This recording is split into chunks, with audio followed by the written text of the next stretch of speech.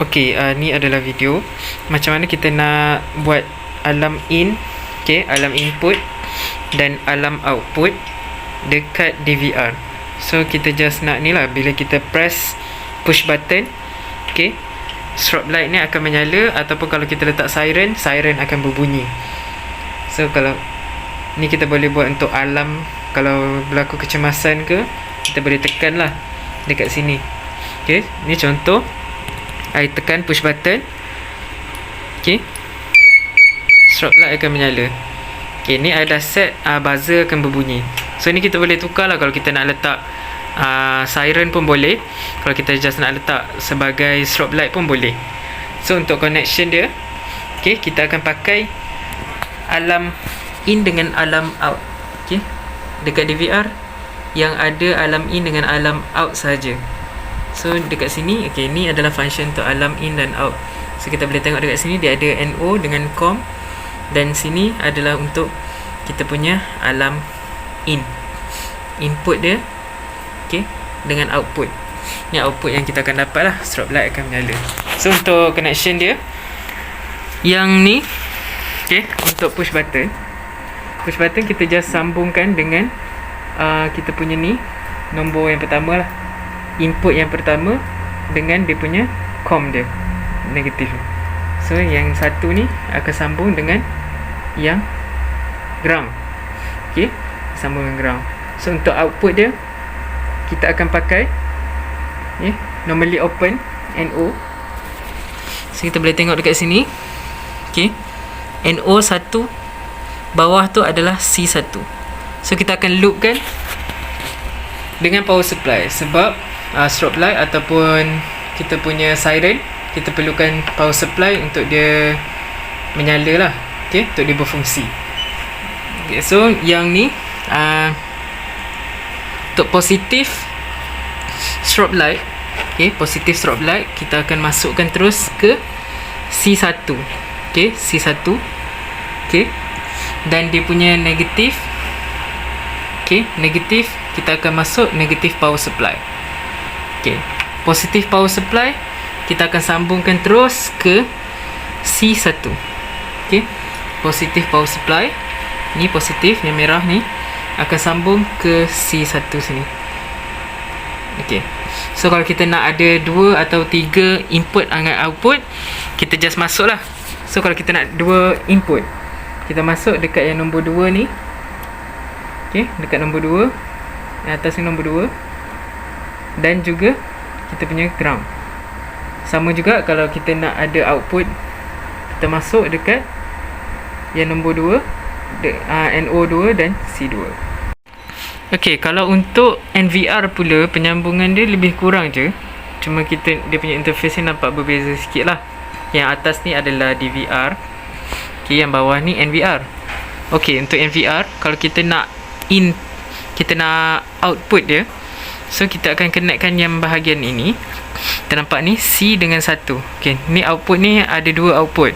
So dekat bahagian sini, kita masukkan 1 dengan 2. Kita loop lah. Nanti kita akan loop dengan strobe light yang macam tadi, yang kita masukkan dekat yang DVR punya. Dia lebih kurang je. So C dengan N. C tu dia punya COM, N tu NO lah, dia punya normally open. Ini untuk dia punya output. Untuk input kita masukkan lah yang input ni dekat sini ada 4 input kita boleh letak. So kita masuk 1. Kita masuk yang dekat bawah ni dengan kita punya ground. Connect dengan ground. Setting dekat NVR sama je seperti DVR. So kita akan pergi ke monitor untuk kita set up dalam DVR. Ini untuk DVR. Dekat DVR kita akan masuk ke main menu. Kita akan pergi main menu lah. So kita akan masukkan password, and then kita akan pergi ke alarm. Kita akan masuk ke alarm. Kita akan pergi ke alarm in port. Alarm import, dan kita enablekan alarm in port 1. So kita ambil yang pertama lah. So kita enablekan, dan device type ni adalah sebagai normally open. So dekat sini, untuk alarm output kita kita kena pergi setting, kita enablekan yang pertama ni untuk out yang NO dengan C1, NO1 C1. So dekat sini ada, dekat device tu ada 3, so 3 je lah ada keluar. So kita dah guna yang pertama, kita akan pilih yang pertama, and then kita just klik OK. Okay, selain tu kalau kita nak enablekan bunyi buzzer, kita just tekan buzzer. Okay, and then kita klik apply. Okay, selepas kita klik apply, kita pergi pula dekat alarm output. Okay, alarm output. Okay, kita kena make sure semua dah enable, and then kita apply. Okay, kita autokan dia dan kita klik apply. Okay, kalau kita nak letak another input dengan output, kita just pergi dekat alarm input ni. Okay, kita pilih yang kedua punya. Okay, so ni alarm input yang pertama. So kita nak ada dua in dengan out. So kita pilih yang kedua ni. Yang kedua ni dan kita enablekan. Okay, dekat alarm output ni kita pilih yang port nombor 2 lah.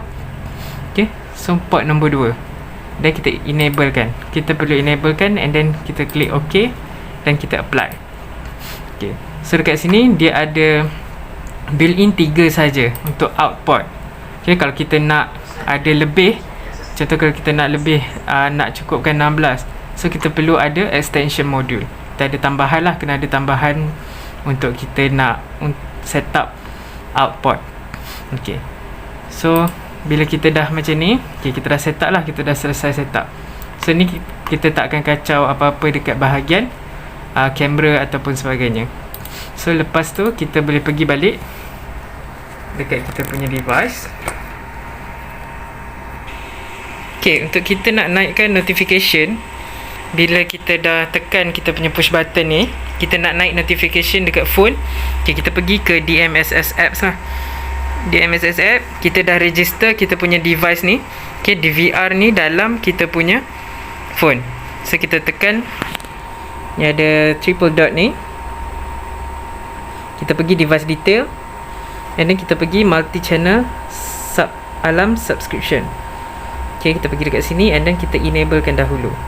Okay, bila kita dah enable, kita turun ke bawah, and then kita pergi ada alarm, dan kita cari local alarm.